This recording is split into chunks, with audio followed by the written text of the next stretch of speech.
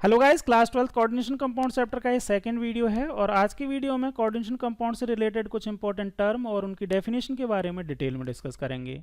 ये वीडियो काफ़ी important video है क्योंकि कोऑर्डिनेशन कंपाउंड में कुछ अलग टाइप की टर्मिनोलॉजी यूज होती है जो कि अभी तक आपने केमिस्ट्री पढ़ी है उसमें यूज नहीं होती। तो अगर आपने ये टर्म्स समझ ली और सीख ली तो कोऑर्डिनेशन कंपाउंड चैप्टर पढ़ना बहुत ईजी हो जाएगा। तो इन सभी टर्म्स की डेफिनेशन पढ़ाएं उससे पहले मैं आपको एक इनका सभी का ओवरव्यू देता हूं एक कोऑर्डिनेशन कंपाउंड एग्जांपल लेके। कोऑर्डिनेशन कंपाउंड का एग्जांपल है CuNH3 होल 4SO4। ये कोई एग्जांपल है, इसमें कौन कौन सी टर्म्स कहाँ कहाँ है और उनका मतलब क्या है ये आप एक बार समझ लीजिए तो आपको पूरी की पूरी टर्म समझ में आएंगी। जैसे यहाँ पे दो टाइप के ब्रैकेट आपको दिखाई दे रहे हैं, एक तो है ये स्क्वायर ब्रैकेट और दूसरा है ये स्मॉल ब्रैकेट या इसको पैरेंथेसिस बोलते हैं। पहले हम बात करते हैं जो ये स्क्वायर ब्रैकेट है इसके बारे में। स्क्वायर ब्रैकेट में जो कुछ भी अंदर लिखा हुआ है इस पूरे एंटिटी को हम क्या बोलेंगे, इस पूरी एंटिटी को बोला जाता है कोऑर्डिनेशन स्फीयर या फिर कोऑर्डिनेशन एंटिटी। कोऑर्डिनेशन एंटिटी या कोऑर्डिनेशन स्फीयर में दो चीजें होती हैं, एक होता है मेटल या सेंट्रल मेटल एटम या फिर इसको आयन भी बोल सकते हैं। तो सेंट्रल मेटल एटम बोलें या फिर सेंट्रल मेटल आयन बोलें। और ये जनरली किसके होते हैं, डी ब्लॉक एलिमेंट्स होते हैं या फिर इनको ट्रांजिशन मेटल भी बोल सकते हैं। ट्रांजिशन मेटल से बॉन्डेड कुछ एंटिटीज होती हैं या फिर स्पीसीज होती हैं जो आयनिक फॉर्म में भी हो सकती हैं या फिर मॉलिक्यूल फॉर्म में भी हो सकती हैं। जैसे यहाँ पे NH3 मॉलिक्यूल फॉर्म में है तो यहाँ पे 4NH3 यहाँ पे जुड़े हुए हैं। तो जो आयनिक स्पीसीज या फिर मॉलिक्यूल जो होते हैं जो इस सेंट्रल मेटल से जुड़े होते हैं उनको हम बोलते हैं लिगेंड्स। और लिगेंड्स का जो नंबर होता है या यूं कहें कि लिगेंड्स जितने बॉन्ड से इस सेंट्रल मेटल से जुड़ा होता है उस नंबर को हम बोलते हैं कोऑर्डिनेशन नंबर। जैसे अमोनिया है, अमोनिया कॉपर से, अमोनिया जो है वो कॉपर से एक बॉन्ड से बॉन्डेड रहेगी। तो यहाँ पर टोटल अमोनिया कितने बॉन्ड्स बना रही है या ये सेंट्रल मेटल कितने बॉन्ड्स बना रहा है, यहाँ सेंट्रल मेटल जो है वो 4 बॉन्ड्स बना रहा है। तो यहाँ पे कोऑर्डिनेशन नंबर ऑफ कॉपर कितना हो जाएगा, 4 हो जाएगा। तो ये जो है जो नंबर यहाँ पे लिखा होता है, या फिर अगर एक से ज्यादा मॉलिक्यूल या फिर एनाइंस हैं तो उन सभी का सम जो होता है वो क्या कहलाता है, कोऑर्डिनेशन नंबर। अब यहाँ पे कोऑर्डिनेशन स्फीयर जो है इसकी अगर हम बात करें तो ये वाटर में जब डिसॉल्व करते हैं तो ये आयनाइज नहीं होता है। यहाँ पे भले ही ये पॉजिटिव और ये वाले अलग अलग आयंस हैं लेकिन अगर इसको वाटर में डिसॉल्व करेंगे तो ये कोऑर्डिनेशन एंटिटीज जो हैं या कोऑर्डिनेशन स्फीयर जो है वो आयनाइज नहीं होता है। तो यहाँ पे अगर इसकी बात करें तो इसके ऊपर ओवरऑल चार्ज कैसे डिसाइड होता है। चार्ज जो होता है इसके अंदर वो सेंट्रल मेटल आयन के ऊपर उसकी ऑक्सीडेशन स्टेट होती है और लिगेंड्स का ओवरऑल चार्ज जो होता है उसके सम के बराबर होता है। जैसे यहाँ पे अगर मैं बात करूं कॉपर जो है वो +2 ऑक्सीडेशन स्टेट में है। अमोनिया जो होता है उसके ऊपर कोई चार्ज नहीं होता क्योंकि ये न्यूट्रल मॉलिक्यूल होता है तो इसका कोई चार्ज नहीं है, तो मैं इसका 0 लगाता हूं। तो ओवरऑल चार्ज इस कोऑर्डिनेशन स्फीयर के ऊपर कितना आ जाएगा, +2 चार्ज आ जाएगा। अब इस +2 चार्ज को बैलेंस करने के लिए एक एनायन की रिक्वायरमेंट है जिसको हम बोलते हैं काउंटर आयन। अब जैसे यहाँ पे सल्फेट आयन काउंटर आयन की तरह बिहेव कर रहा है तो सल्फेट आयन की जो चार्ज होता है वो कितना होता है, -2। तो सल्फेट आयन का नंबर कितना होगा, एक सल्फेट आयन ही इस कोऑर्डिनेशन स्फीयर के चार्ज को बैलेंस कर पाती है, इसीलिए यहाँ पे एक SO4 यहाँ पे लिखा हुआ है। ठीक है, तो इन सभी टर्म्स का आपको मतलब समझ में आ गया।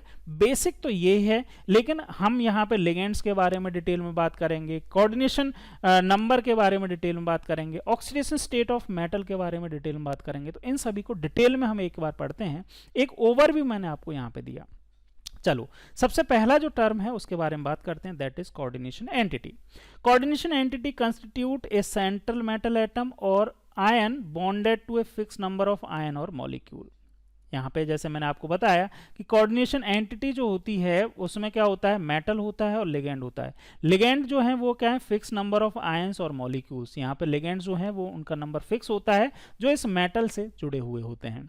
तो जैसे अगर एक एग्जांपल की बात करें COCl3NH3 होल थ्राइस, यहाँ पे कोबाल्ट जो है वो एक किसकी तरह बिहेव कर रहा है, कोबाल्ट एक सेंट्रल मेटल एटम है। ठीक है, और इसके सराउंडिंग में क्लोरीन 3 क्लोरीन है और 3 अमोनिया मॉलिक्यूल्स यहाँ पे जुड़े हुए हैं जो कि लिगेंड की तरह बिहेव कर रहे हैं। तो क्लोराइड और अमोनिया जो हैं वो क्या है, लिगेंड्स की तरह बिहेव कर रहे हैं।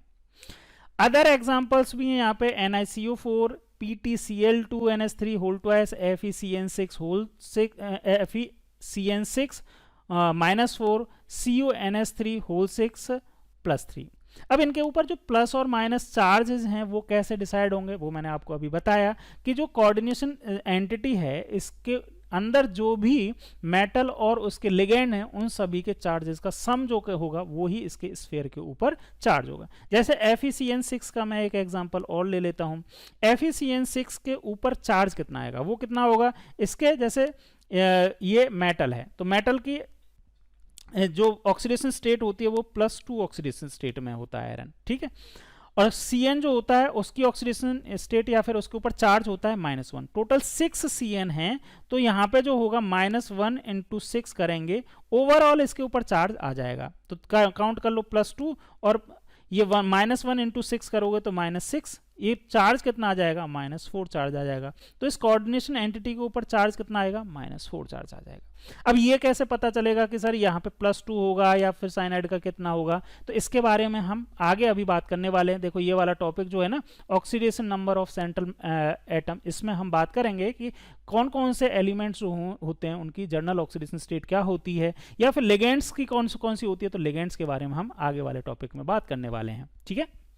तो आप इसके बारे में सारी की सारी चीज़ें समझेंगे। अभी आप समझते जाओ कि हम चार्ज कैसे काउंट कर सकते हैं। इसका भी चार्ज आप निकाल के बता सकते हो, +3 क्यों आ रहा है, CuNH3 होल थ्राइस का चार्ज +3 क्यों आ रहा है, तो आप इसका भी निकाल के बताएं। इसका भी मुझे निकाल के बताएं, कमेंट करके बताएं कि इसका कितना आएगा और क्यों आएगा, ठीक है। चलिए नेक्स्ट की बात करें, सेंट्रल एटम। सेंट्रल एटम क्या होता है या सेंट्रल आयन, अभी जैसा बताया जो कोऑर्डिनेशन एंटिटी के अंदर में जो ट्रांजिशन मेटल या डी ब्लॉक एलिमेंट जो होता है वो सेंट्रल एटम या आयन उसको बोलते हैं। In coordination entity the atom और ion to which the fix number of ions और group are bonded in definite geometrical arrangement around it is called central atom और आयन। यहाँ पे एक चीज याद रखें कि जो जैसे FeCN6 लिखा हुआ है तो Fe के साथ में 6 जो साइनाइड दो ग्रुप हैं ये सभी क्या होंगे, एक फिक्स्ड डेफिनेट ज्योमेट्रिकल अरेंजमेंट में अरेंज होंगे। फॉर एग्जाम्पल यहाँ पे एक एग्जाम्पल भी लिया है, central atom ion in the coordination entity is NiCl2H2O 4। तो यहाँ पे जो सेंट्रल एटम जो होगा वो क्या होगा, Ni होगा, ठीक है। और Ni की +2 ऑक्सीडेशन स्टेट होगी यहाँ पे, COClNH3 होल 5 +2, यहाँ पे CO की जो ऑक्सीडेशन स्टेट होगी वो +3 होगी। Fe की oxidation state FeCN6 whole thrice, FeCN6 -3, इसमें +3 ऑक्सीडेशन स्टेट होती है। कौन कौन सी ऑक्सीडेशन स्टेट होंगी उसको हम बात करेंगे, कौन कौन से एलिमेंट कौन कौन सी ऑक्सीडेशन स्टेट में कर सकते हैं। वैसे इसको हम D and F block element में भी बात करके आए हैं, oxidation state of D block elements में, लेकिन यहाँ पे भी मैं एक आइडिया आपको दूंगा, ठीक है। यहाँ पे इंपॉर्टेंट लाइन है कि जो सेंट्रल एटम या फिर आयंस जो होते हैं वो लुईस एसिड की तरह बिहेव करते हैं। लुईस एसिड का मतलब क्या होता है भाई, ऐसे सब्सटेंस जो लॉन पेयर इलेक्ट्रॉन्स को क्या करते हैं, गेन करते हैं या एक्सेप्ट करते हैं। लॉन पेयर एक्सेप्टर्स जो होते हैं वो क्या होते हैं, लुईस एसिड होते हैं। तो ये जो मेटल आयन जो होता है वो किसकी तरह बिहेव करेगा, लुईस एसिड की तरह। मतलब ये लॉन पेयर इलेक्ट्रॉन्स को रिसीव करेगा। किससे रिसीव करेगा, लिगेंड से रिसीव करेगा। किससे रिसीव करेगा, लिगेंड्स। तो लिगेंड्स जो हैं वो किसकी तरह बिहेव करेंगी, वो करेंगी लुईस बेस की तरह बिहेव करेंगी। लुईस बेस का मतलब जो लॉन पेयर डोनेट करता है, लॉन पेयर डोनर जो होते हैं वो लुईस बेस होते हैं। तो लिगेंड्स जो होते हैं वो लुईस बेस होते हैं, और जो सेंट्रल मेटल होता है वो क्या होता है, लुईस एसिड की तरह बिहेव करता है। तो भाई यहाँ नेक्स्ट बात करते हैं लिगेंड्स के बारे में, और इस चैप्टर का हीरो लिगेंड्स ही है। तो लिगेंड्स के बारे में डिटेल में अच्छे से बात करते हैं। क्या होता है लिगेंड्स, अभी तक कई बार नाम ले चुके हैं, लेकिन अगर इसकी डेफिनेशन बताएं तो क्या होगा, द आयन और molecule bound to the central atom और ion in the coordination entity are called ligand. Coordination entity के अंदर जो सेंट्रल एटम या आयन से जुड़ा हुआ होता है उसी को हम क्या बोलते हैं, लिगेंड बोलते हैं। These may be simple ions such as chloride, small molecule such as H2 और NH3, और larger molecule such as NH2 CH2 CH2 NH2, ethylene diamine, इसको इथाइलिन डाइअमाइन बोलेंगे, शॉर्ट में इसको EN लिखेंगे ना, okay. NCH3 CH2 NH2 whole thrice, इसको किस तरह से बनाएंगे, अगर इसको बनाना चाहें तो इस तरह से बना सकते हैं। नाइट्रोजन है और इससे CH2 CH2 NH2 एक ग्रुप, CH2 CH2 NH2 दूसरा ग्रुप, और CH2 CH2 NH2 तीसरा ग्रुप। तो 3 ग्रुप लगे हुए हैं, तो तीनों ग्रुप नाइट्रोजन से लगे हुए हैं। तो इस तरह का भी हो सकता है, या फिर मैक्रोमोलिक्यूल जैसे प्रोटीन भी एज ए लिगेंड क्या हो सकते हैं, एक्ट कर सकते हैं। तो लिगेंड्स जो होते हैं उनका साइज का कोई मैटर नहीं है, सिर्फ और सिर्फ चीज़ क्या याद रखनी है कि इनके पास क्या होगा भाई, लोन पेयर होना चाहिए, और ये लोन पेयर डोनेट करने चाहिए। किसको डोनेट करेंगे ये लोन पेयर, इस लुईस एसिड यानी कि सेंट्रल मेटल को डोनेट करेंगे। ठीक है, चलिए अब बात करते हैं लिगेंड्स जो होते हैं उनके क्लासिफिकेशन की। तो क्लासिफिकेशन कई तरह से किया जा सकता है। सबसे पहला क्लासिफिकेशन है डेंटिसिटी के बेसिस पे। डेंटिसिटी का मतलब क्या है, when ligand is bound to a metal ion through a single donor atom. अगर कोई मेटल है, कोई लिगेंड है और लिगेंड में एक ही एटम ऐसा है जिसके पास लोन पेयर है, एक ही एटम ऐसा है जिसके पास लोन पेयर है, जैसे Cl, ये तो एक ही है, तो Cl में एक ही एटम है, तो ये एक यूनिडेंटेट लिगेंड होगा। H2O, अब H2O में भाई एक ही, जैसे ऑक्सीजन है तो ऑक्सीजन के पास ही लोन पेयर है, मतलब यहाँ पे एक ही एटम ऐसा है जिसके पास लोन पेयर है, तो ऑक्सीजन ही लोन पेयर दे सकता है, तो ऐसे इसको H2O को भी हम क्या बोलेंगे, यूनिडेंटेड लिगेंड। NH3 के पास, नाइट्रोजन के पास लोन पेयर है, तो नाइट्रोजन एक ऐसा एटम, एक ही एटम है जो लोन पेयर दे सकता है, तो अमोनिया जो है वो भी किसकी तरह बिहेव करेगा, यूनिडेंटेड लिगेंड। अगर क्या हो, when ligand can bind through 2 donor atoms, कोई ऐसा लिगेंड है जिसके पास 2 एटम ऐसे हैं जिनके पास लोन पेयर है, तो वो क्या होंगे, जैसे यहाँ पे अगर हम बात करें इथाइलिन डाइअमाइन, तो इथाइलिन डाइअमाइन में ये NH और ये NH, NH2 है, तो इस नाइट्रोजन के पास भी लोन पेयर है और भाई इस नाइट्रोजन के पास भी लोन पेयर है, तो एक ही लिगेंड में 2 अलग अलग जगह से क्या हो सकता है, बॉन्डिंग हो सकती है, 2 बॉन्ड्स बना सकता है एक लिगेंड। तो ऐसे लिगेंड्स को हम क्या बोलेंगे, डाइडेंटेटेड लिगेंड। या फिर ऑक्सलेट, ऑक्सलेट जो है उसकी भी क्या होगी भाई, ऑक्सलेट, ये है ऑक्सलेट आपका आयन, तो यहाँ पे ये ऑक्सीजन भी बॉन्ड बना सकता है। तो एक ही लिगेंड में 2 ऐसे एटम हैं जहां से क्या हो सकता है, जिनके पास लोन पेयर प्रेजेंट है और 2 बॉन्ड बन सकते हैं एक ही लिगेंड से, तो ऐसे को हम क्या बोलेंगे, डाइडेंटेड। और जब बहुत सारे डोनर एटम्स हों एक ही लिगेंड में, तो उसको हम क्या बोलेंगे भाई, उसको हम बोलेंगे पॉलीडेंटेटेड लिगेंड। जैसे इसका एग्जाम्पल हम बोलें NC, ये वाला जो, तो यहाँ पे कौन कौन से हैं, ये नाइट्रोजन के पास भी है, ये नाइट्रोजन के पास भी है, इस नाइट्रोजन के पास भी है, इस नाइट्रोजन के पास भी है, तो कई सारे एटम्स जो हैं एक ही लिगेंड में प्रेजेंट हैं जो बॉन्ड या फिर लोन पेयर डोनेट करके बॉन्ड बना सकते हैं, तो ऐसे को क्या बोलेंगे, पॉलीडेंटेड लिगेंड। और एक और है important, that is ethylene diamine tetra acetate, इसको तो नाम ही कई बार पूछ लिया जाता है, EDTA। याद रखें, इसकी फुल फॉर्म ही याद रखें पहले, तो सबसे पहले कई बार तो फुल फॉर्म ही पूछ ली जाती है। EDTA की फुल फॉर्म क्या होती है, इथाइलिन डाइअमीन टेट्रा एसीटेट। इसका फॉर्मूला ये है, बहुत सिंपल है यार ना।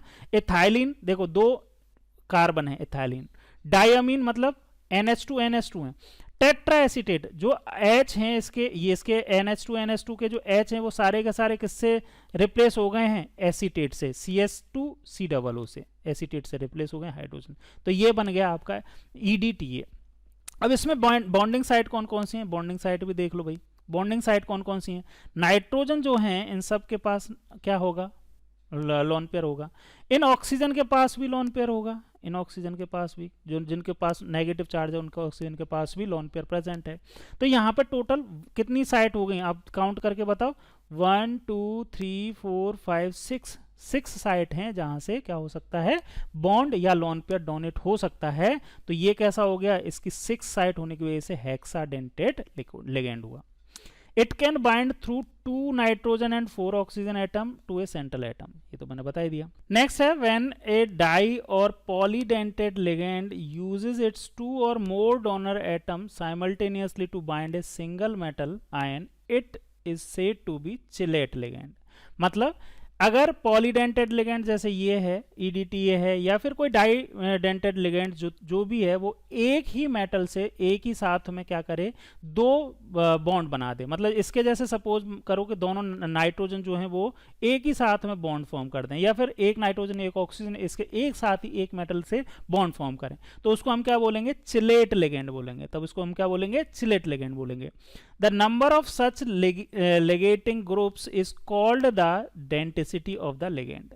और उस टाइम पे उसकी जो डेंटिसिटी होगी वो कितनी होगी, जितने उसके बॉन्ड्स फॉर्म हो रहे हैं उसको उसकी डेंसिटी बोलेंगे।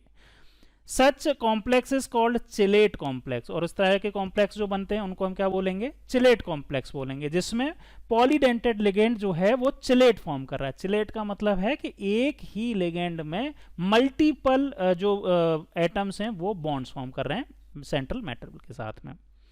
ठीक है, tends to be more stable than the similar complex containing unidentate ligand. Chelates जो होते हैं उनकी स्टेबिलिटी यूनिडेंटेड लिगेंड से ज्यादा स्टेबल होता है।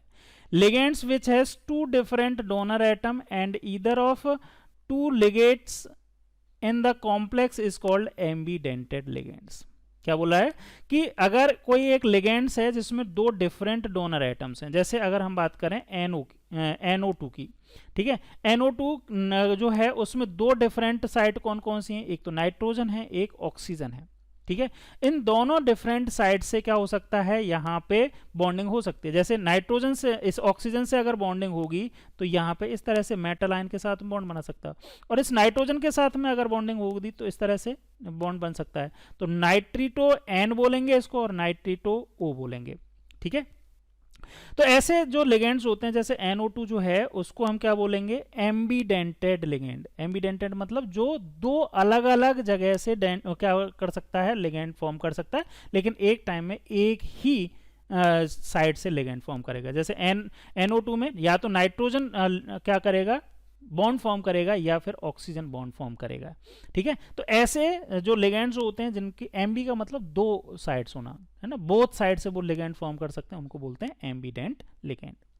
Example of such ligands is NO2 minus and HCN minus ions. HCN में भी सेम है, ये HCN माइनस आयन है। यहाँ पे अगर हम बात करें HCN आयन की तो नाइट्रोजन भी क्या कर सकता है, मेटल के साथ में क्या बना सकता है, बॉन्ड फॉर्म कर सकता है, या फिर सल्फर जो है, सल्फर के पास में भी लोन पेयर इलेक्ट्रॉन होता है, ये भी क्या कर सकता है, मेटल के साथ में आयन फॉर्म कर सकता है।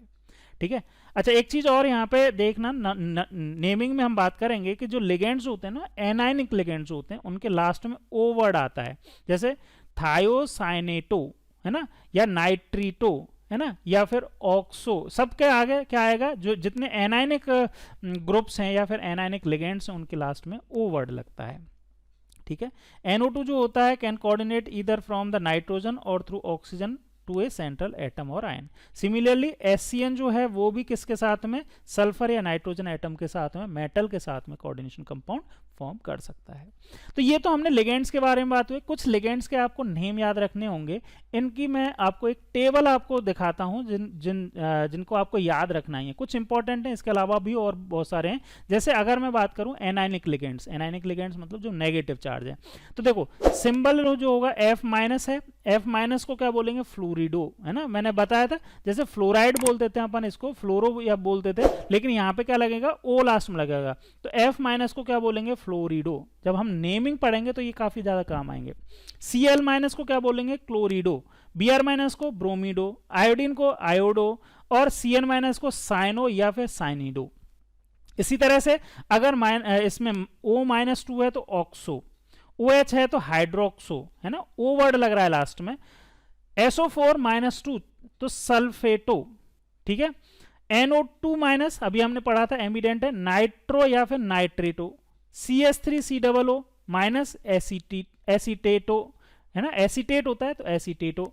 इसी तरह से कुछ जो हैं वो न्यूट्रल लिगेंड्स हैं जिनके ऊपर कोई चार्ज नहीं होता है, जैसे NH3 है तो अमीन, ठीक है, CO है तो कार्बोनिल, H2 है तो एक्वा है ना, H2O को एक्वा बोलेंगे, NO है तो नाइट्रोसिल, CH3NH2 तो मिथाइल अमाइन, O2 है तो डाइऑक्सीजन, और NH2 CH2 CH2 NH2 यहाँ पे दो ग्रुप हैं तो इथाइलिन डायमीन। ठीक, PPH3, PH का मतलब होता है फिनाइल, है ना, triphenyl phosphine, triphenyl phosphine, NO nitrosyl, ये तो बता ही दिया था, ठीक है। और CH3NH2 जो होता है वो मिथाइल अमाइन होता है। कैटायनिक लिगेंड्स जो होते हैं वो पॉजिटिव चार्ज होता है, लेकिन बहुत कम कैटायनिक लिगेंड्स होते हैं। लिगेंड्स जनरली जो कॉम्प्लेक्स कंपाउंड या कोऑर्डिनेशन कंपाउंड होंगे वो एनायनिक होंगे या फिर न्यूट्रल होंगे। कैटायनिक लिगेंड भी हो सकता है, जैसे NO+ जो है वो एक कैटायनिक लिगेंड है, लेकिन कैटायनिक लिगेंड बहुत कम होते हैं। तो भाई इनको आप नोट कर लेना, चाहे तो मैं इस PDF को आपको टेलीग्राम चैनल पर भी शेयर कर दूंगा, वहां से भी आप नोट कर सकते हैं, ठीक है। चाहे तो वीडियो को पॉज करके भी नोट कर सकते हैं। तो इन लिगेंड्स को आप याद रखें, ठीक।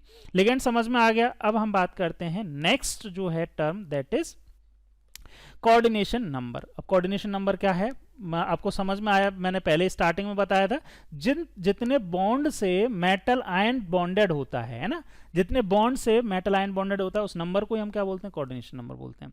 द कोऑर्डिनेशन नंबर, इसको शॉर्ट में CN बोलेंगे, of a metal ion in a complex can be defined as the number of ligand donor atom to which the metal is directly bonded. For example, in the complex ion PtCl6 and NiCNS3 whole 4, the coordination number of Pt is and Ni is 6 and 4। तो यहाँ पे जो Pt, ये देखो Pt के आगे 6 लग रहा है, ये ही इसका क्या है, कोऑर्डिनेशन नंबर है। सिमिलरली अगर हमने यहाँ पे NiNS3 होल 4, ये 4 जो है ये कोऑर्डिनेशन नंबर है, ठीक है। ये कोऑर्डिनेशन नंबर जो है वो इक्वल कब होता है, जब यूनिडेंटेड लिगेंड होते हैं, जैसे Cl- यूनिडेंटेड है या अमोनिया यूनिडेंटेड। यूनिडेंटेड का मतलब समझ गए ना, एक ही बॉन्ड फॉर्म कर सकते हैं, ठीक है। Similarly in complex ion FeC2O4, C2O4 क्या होता है, ऑक्सलेट। और ऑक्सलेट का आपको पता है ना, इसका जो डेंसिटी होती है वो 2 होती है, ठीक है। तो इसका टोटल 6 है, मतलब 3 हैं, तो 3 हैं, तो ये Fe के साथ में कितने बॉन्ड्स फॉर्म कर रहे होंगे, 1-2 बॉन्ड फॉर्म कर रहा है। तो 3 बॉन्ड कितने, 3 जो एसीटेट आयन है वो कितने, एसीटेटो जो हैं लिगेंड्स वो कितने बॉन्ड फॉर्म कर रहे होंगे, 6। तो यहाँ पे FeC2O4 होल थ्राइस, ये 3 जो है ये मल्टीप्लाई बाई 2 क्यों किया, क्योंकि ये ऑक्सलेट आयन जो है वो उसकी डेंसिटी 2 होती है, इसीलिए यहाँ पे इसका जो कोऑर्डिनेशन नंबर होगा वो आयरन का कितना होगा, 6 होगा। COEN, EN मतलब एथाइलिन डाइअमाइन को EN लिखते हैं। अब इसी तरह से EN3 है, एथाइलिन डाइअमाइन का अभी हमने बताया था ना, देखो ये CH2 और यहाँ पे NH2 और ये भी NH2, तो इसकी डेंसिटी भी 2 है। तो ये कितने हैं, 3 हैं इस ऐसे मॉलिक्यूल। तो टोटल कार्बोनिल के साथ में कितने बॉन्ड फॉर्म हो रहे हैं, ऑब्वियसली 6। तो इसकी कार्बोनिल की भी जो डेंसिटी होगी या फिर कोऑर्डिनेशन नंबर होगा वो कितना होगा, 6 होगा, ठीक है। The coordination number of both Fe and CO is 6 because C2H4-2 and EN, ethane 1,2 diamine या इथाइलिन डाइअमाइन बोल दें, आर डाइडेंटेटेड लिगेंड। समझ में आ गया, डेंसिटी जितना होगा उसका क्या कर दोगे, मल्टीप्लाई कर दोगे इस नंबर के साथ में। या सिंपल सा कहें कि जितने बॉन्ड्स मेटल आयन फॉर्म कर रहा है लिगेंड्स के साथ में, उस नंबर को ही कोऑर्डिनेशन नंबर बोलते हैं, ठीक है। Okay, it is important to note here that coordination number of a central atom or ion is determined only by the number of sigma bond formed by the ligand with the central atom। ये ध्यान रखना है कि भाई जो ligands हैं जो जितने नंबर में सिग्मा बॉन्ड्स फॉर्म करेंगे उसी नंबर को हम क्या बोलेंगे, उसका कोऑर्डिनेशन नंबर बोलेंगे, ठीक है। तो कोऑर्डिनेशन नंबर यानी कि CN का नंबर क्या हुआ, sigma bonds formed by ligands, ठीक है। इसको ही हम क्या बोलेंगे, सेंटर कोऑर्डिनेशन नंबर, ठीक है। Pi bonds if formed between the ligands and the central atom ion are not counted for this purpose. तो पाई बॉन्ड्स काउंट नहीं होंगे, सिर्फ और सिर्फ सिग्मा बॉन्ड्स ही काउंट होंगे। नेक्स्ट टर्म है कोऑर्डिनेशन स्फीयर। कोऑर्डिनेशन स्फीयर के बारे में मैं ऑलरेडी बात कर चुका हूं। कोऑर्डिनेशन एंटिटी जो है उसी को कोऑर्डिनेशन स्फीयर भी बोलते हैं।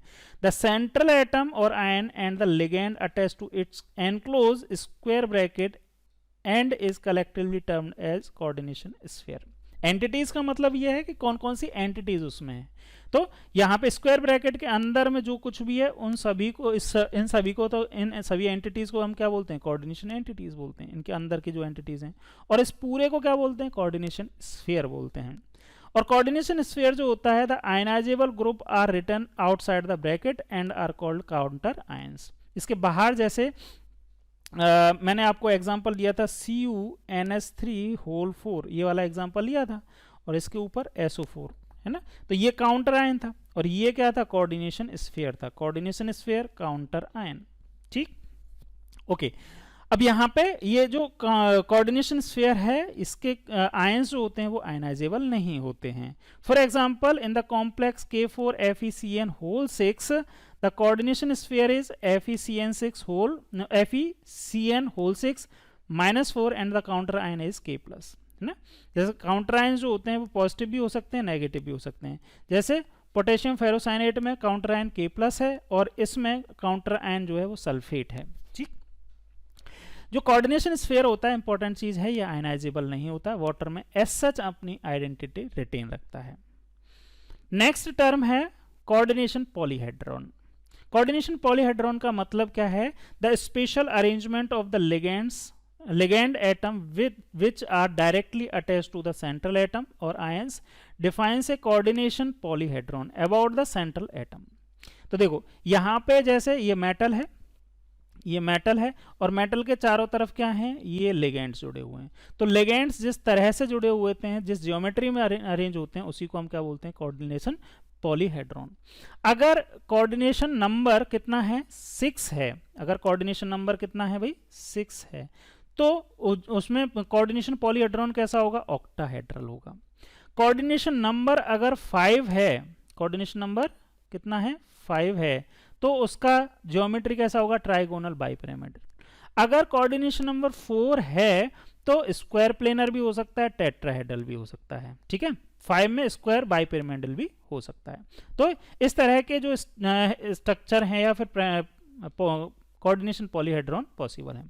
The most common coordination polyhedrons are octahedral, square planar and tetrahedral. कौन कौन से most common, octahedral, square planar और टेट्राहेड्रल। ये तीन जो हैं जो इंपॉर्टेंट हैं, जो मोस्ट ऑफ कॉम्प्लेक्स कंपाउंड्स में ये ज्योमेट्री मिलती है या कोऑर्डिनेशन पॉलीहेड्रॉन मिलते हैं।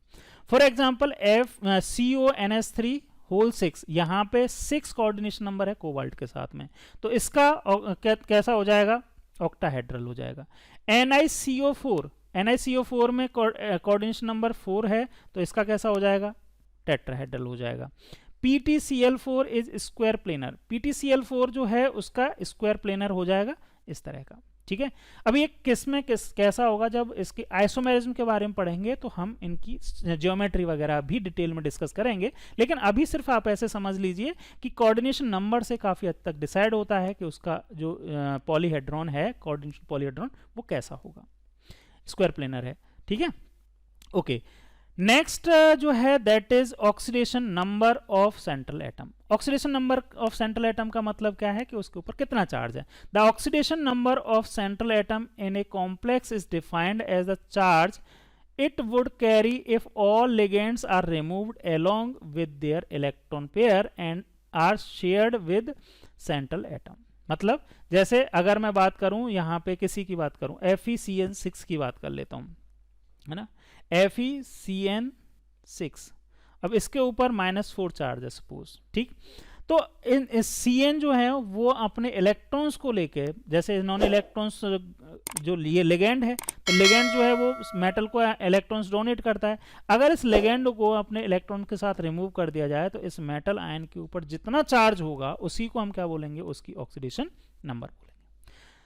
The oxidation number is represented by the Roman numeral in the parenthesis followed by the name of the coordination entity. For example, oxidation number of copper in CuCN4-3 is +1, और इसको कैसे लिखेंगे, Cu और Roman में 1 लिखेंगे, Cu और bracket में क्या लिखेंगे 1। इसका मतलब है कॉपर जो है इस कॉम्प्लेक्स में, इस पर्टिकुलर कॉम्प्लेक्स में +1 ऑक्सीडेशन स्टेट में है। तो नेम अगर आपके पास लिखा हुआ मिलता है तो वहां से आप इस ऑक्सीडेशन स्टेट निकाल सकते हैं। लेकिन अगर आपके पास नेम नहीं लिखा हुआ है तो कैसे पता करेंगे? तो कुछ जो डी ब्लॉक एलिमेंट्स जो कि कॉम्प्लेक्स कंपाउंड फॉर्म करते हैं उनकी ऑक्सीडेशन स्टेट मैं आपको बता देता हूं। यहाँ कुछ इंपॉर्टेंट मेटल्स उनकी ऑक्सीडेशन स्टेट और कोऑर्डिनेशन नंबर के अकॉर्डिंग दिए हुए हैं। जैसे कॉपर +1 है, कॉपर +1 का कोऑर्डिनेशन नंबर जो होगा वो 2 या 4 होगा, लेकिन कॉपर +2 का कोऑर्डिनेशन नंबर 4 या 6 होगा। यानी कि कॉपर +2 ही सिर्फ 6 कोऑर्डिनेशन नंबर शो करेगा, +1 जो है कभी भी 6 कोऑर्डिनेशन नंबर शो नहीं करेगा। सिमिलरली यहाँ पे सिल्वर प्लस जो है वो 2 कोऑर्डिनेशन नंबर शो करता है, गोल्ड जो है वो 2 या 4 शो करता है। प्लेटिनम का इंपॉर्टेंट है, प्लेटिनम +2 ऑक्सीडेशन स्टेट में 4 कोऑर्डिनेशन नंबर शो करता है, लेकिन प्लेटिनम +4 ऑक्सीडेशन स्टेट में 6 कोऑर्डिनेशन नंबर शो करता है। तो ये आपको टेबल याद होगी तो आप इजीली चार्ज भी कैलकुलेट कर पाएंगे और बहुत सारी चीज़ें भी कैलकुलेट कर पाएंगे। तो ये टेबल काफ़ी इंपॉर्टेंट हो जाती है।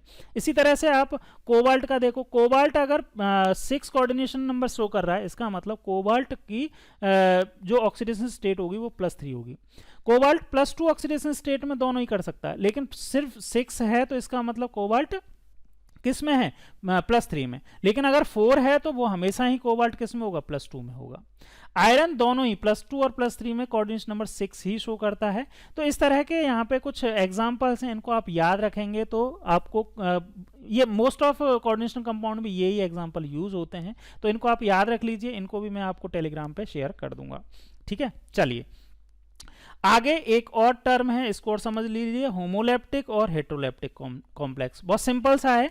होमोलेप्टिक कॉम्प्लेक्स का मतलब है कि जिनमें ये कोऑर्डिनेशन स्फीयर जो है इसमें सिर्फ एक ही टाइप का लिगेंड हो, उनको बोलेंगे होमोलेप्टिक कॉम्प्लेक्स। और जिनमें एक से ज़्यादा टाइप के लिगेंड्स हैं, जैसे इसमें NH3 भी लिगेंड है और Cl- भी लिगेंड है, तो इनको बोलेंगे heteroleptic ligands.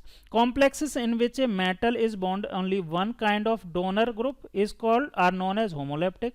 Complexes in which metal are bound more than one kind of donor groups are called heteroleptic. Simple, समझ में आया? तो ये कुछ इंपॉर्टेंट टर्म्स हैं, इन टर्म्स को आप एक बार अच्छे से वीडियो को और देख लीजिए। अगर आपने ये समझ लिए तो आगे की चीज़ें और भी सिंप्लीफाई हो जाएंगी। नेक्स्ट वीडियो में हम नॉमेनक्लेचर के बारे में डिस्कस करेंगे।